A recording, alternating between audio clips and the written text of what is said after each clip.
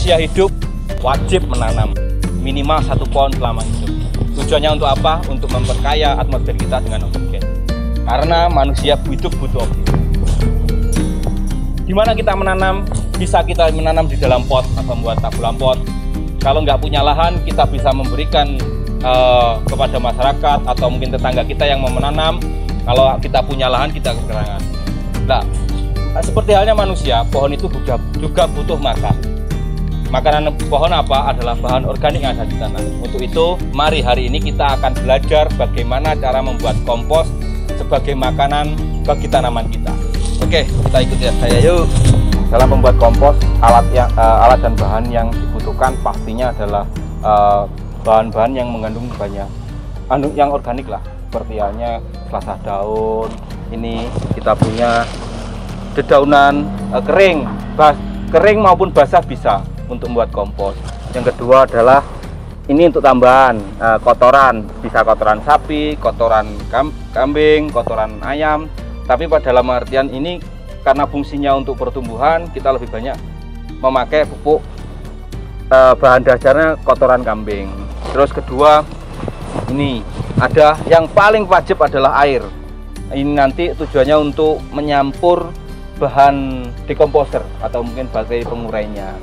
Terus ini ada bakteri pengurai, bisa milih yang pabrikan maupun buat sendiri. Kalau ini kita buat sendiri, bahan dasarnya dari buah maja. Besok kita akan praktek untuk membuat POC-nya, ini bakteri pengurainya. Kalau pabrikan juga ada yang E4, terus ada biotanah dan lain-lain. Terus ini adalah makanan bakteri. Makanan bakteri sumbernya dari tetes tebu. Bahan penggantinya kalau nggak ada tetes tebu, bisa gunakan apa namanya gula merah atau gula pasir. Terus air. Nah ini gembor, ini nanti yang kita gunakan untuk menyiram tanamannya. Oke, kalau yang ini kompos yang sudah jadi. Jadi proses kita ini nanti biasanya kita nggak gunakan proses yang cepat, tapi kita kembalikan lagi ke alam. Prosesnya itu tetap alami. Nah, makanya konsepnya bukan membuat bokasi atau membuat kompos, tapi kita istilahnya ini nanti hari ini kita praktek membuat bank kompos. Yang mana bank kompos ini ibaratnya kalau dulu joglangan lah. Orang tua dulu joglangan membuat lubang, dikasih dedaunan, dikasih tapi tidak dibakar. Di situ nanti ketika musim tanam atau mungkin untuk menanam apa, itu digunakan lagi, dipanen. Nah, ini hasil panennya. Hasil panen kompos yang sudah kita proses kurang lebih hampir 1 tahun. Jadi kita terus berproses. Ini kemarin kita panen seminggu yang lalu. Sebagian sudah kita gunakan, diaplikasikan di tanaman-tanaman. Kita langsung praktek saja ya, langsung praktek cara pembuatan komposnya. Nanti dibantu Mas Budi.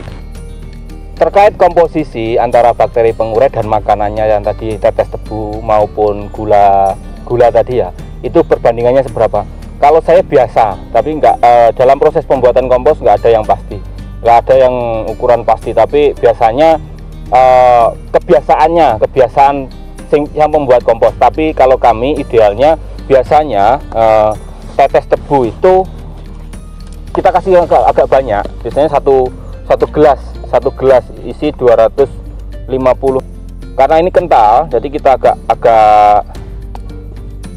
nggak sampai full, setengahnya. Oke, setelah itu bakteri pengurainya nggak usah terlalu banyak, bisa pakai ukuran tutup gelas maupun kita gunakan untuk tutupnya saja ya, tutup botolnya ya. Kita pakai 10 tutup botol, nggak sebanyak, aduh itu 2 7 8 cukup. Tadi sudah banyak yang terkocor kecer. Nah setelah itu diaduk pakai tangan nggak apa-apa, pakai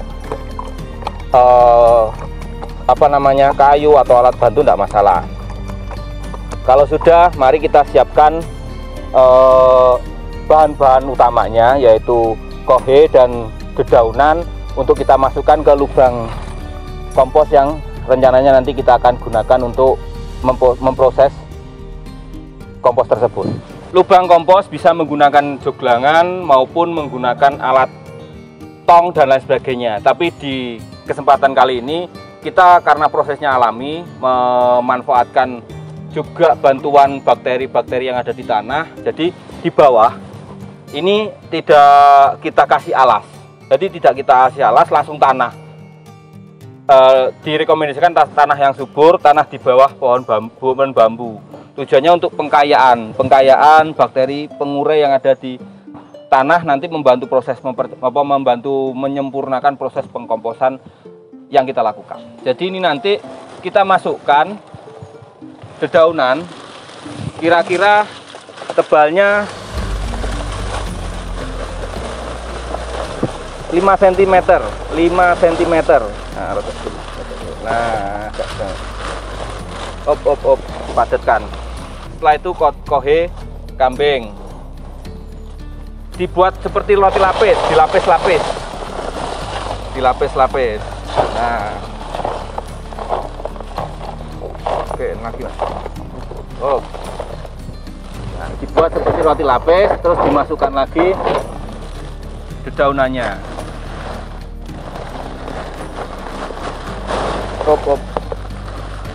Oke. Baru setelah ini dikocor.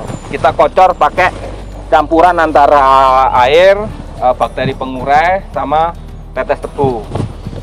Kita kocor sampai merata. Sampai merata.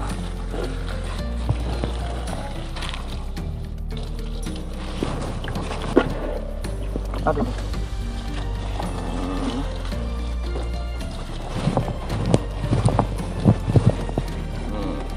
Oke, sudah selesai. Kita ulang lagi seperti tadi. Tambah lagi kotoran kambing, tambah lagi kompos dedaunannya sampai bahan itu habis. Kalau besok lagi kita punya dedaunan, punya kotoran kambing, tinggal memasukkan lagi. Jadi proses ini terus berjalan, tidak hanya butuh waktu 14 hari, 21 hari, 1 bulan, tapi terus berjalan. Tujuannya adalah untuk simpanan kompos kita. Nah, simpanan kompos. Ini proses ini terus berjalan, terus berlanjut sampai ini nanti penuh. Ini nanti kan ketika sudah berproses akan ambles, akan apa ya, turun ke bawah. Terus kita tambah sampai mungkin batas waktu kurang lebih ya 6 bulan lah minimal baru bisa kita panen. Jadi kita nggak membuat kompos instan, tapi kompos yang berproses secara alami dengan bantuan bakteri pengurai, makanannya juga ada, terus bakteri-bakteri yang ada di tanah yang akan membantu. Nah, kalau sudah seperti ini, baru kita tambahi lagi airnya, air yang dicampur tetes dengan bakteri pengurai. Terus berlanjut. Jadi setelah kita tumpuk, kita harus wajib untuk menyiramnya dengan bakteri pengurai. Nah, okay. Ya karena proses kita untuk upaya pengkomposan sudah selesai, agar tidak terkontaminasi dengan air hujan maupun embun, kita harus wajib tutup. Pak Bung, tutup Pak Bung. Nah, tujuannya untuk apa? Biar tadi tidak terkontaminasi dengan air hujan maupun embun. Oke, bisa langsung ditutup seperti ini, nanti di tali lebih bagus. Nah, proses ini nggak apa-apa, besok kita menambah lagi daun kita karena bersih-bersih apa ya, pekarangan maupun kita punya bahan-bahan organik lain, apalagi punya apa ya, sisa-sisa makanan atau mungkin sisa-sisa buah-buah yang busuk dan lain sebagainya, bisa kita masukkan ke sini. Kalau kita masukkan buah busuk maupun kita masukkan sisa-sisa makanan, sayur maupun nasi sisa, itu nggak perlu disiram lagi dengan campuran bakteri pengurai maupun tetes tebu, tinggal dimasukkan. Tapi kalau kita nyampur lagi nambah dengan dedaunan maupun dengan kotoran hewan, kita wajib nambah lagi bakteri pengurainya. Jadi proses ini kita mengharapkan juga bantuan dari alam, atau karena bagaimanapun proses alam itu lebih bagus, lebih baik, karena di dalam tanah itu banyak bakteri yang dibutuhkan dalam proses untuk mempercepat atau membantu upaya pendekomposisi atau pengkomposan mengurai bahan-bahan organik yang kita buat ini. Nah, setelah itu bagaimana cara pengaplikasiannya kompos itu terhadap tanaman kita? Banyak cara ya, maksimal 3 bulan sekali lah kita kasih hasilnya ini tadi. Insya Allah pohon yang akan kita tanam itu bisa tumbuh subur. Nah, contoh Mas Budi, biar kita sekalian diproses untuk pohon kelengkengnya. Nah, ini yang sudah jadi, yang kemarin kita panen. Jadi ini proses sudah hampir 1 tahun. Jadi kita terus berjalan. Jadi kita punya bank kompos ini tidak hanya satu. Di setiap lahan pembibitnya sahabat menanam pasti ada bank kompos seperti ini. Nah, kita tinggal nambah saja tambahan. Nah, ini kan sudah ambles ya istilahnya, dulu penuh sekarang sudah ambles lah, kita tinggal tambah aja. Nah, jadi untuk penyuburan tanaman yang kita miliki. Oke, mungkin itu ya sedikit pengalaman dalam pengamanan sahabat menanam dalam proses pengkomposan. Jadi kita bukan buat kompos yang instan, tapi kita buat kompos yang alami. Istilahnya nabung sampah. Nanti kita akan panen kompos. Lah kompos itu nanti yang akan membantu kita dalam menyuburkan tanaman yang kita tanam. Sekian, terima kasih. Ada kurang lebihnya mohon maaf. Salam lestari.